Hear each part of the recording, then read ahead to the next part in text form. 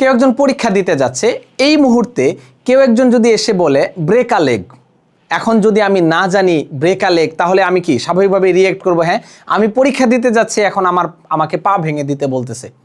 তো actually break a leg that not means কারো পা ভেঙে দেওয়া, বা আমার পা ভেঙে দেওয়ার কথাও কেউ বলে নাই।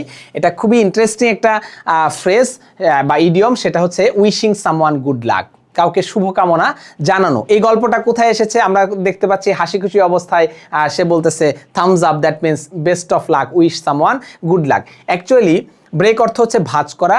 যখন থিয়েটারে বা নাটক বা নাট্য মঞ্চে যখন অভিনেতারা হাঁটু ভাঁজ করে অভিনন্দন বা শুভকামনা জানান, তো এটা একটা কালচার বা রিচুয়াল যে থিয়েটারের মঞ্চে হাঁটু ভাঁজ করে তারা হচ্ছে নীল ডাউন কাইন্ড অফ হাঁটু ভাঁজ করে পা ভেঙে বলতে অবশ্যই মানে ব্রেক না, ভাঙা না, পা ভাঁজ করে তারা হচ্ছে কাউকে অভিনন্দন, অভিবাদন বা শুভকামনা জানান, or wish someone good luck.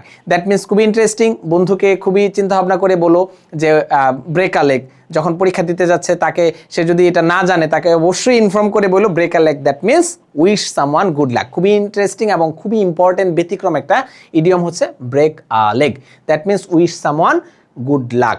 তাহলে আমরা আজকে একটা ইডিয়ম জানলাম, সেটা হচ্ছে ব্রেক আ লেগ, এটার অর্থ হচ্ছে উইশ সামওয়ান গুড লাক। আজকের ইডিয়ম অফ দ্য ডে হচ্ছে break a leg, wish someone good luck. Thank you everyone, আল্লাহ হাফেজ, আসসালামু আলাইকুম ওয়া রাহমাতুল্লাহি ওয়া বারাকাতুহু।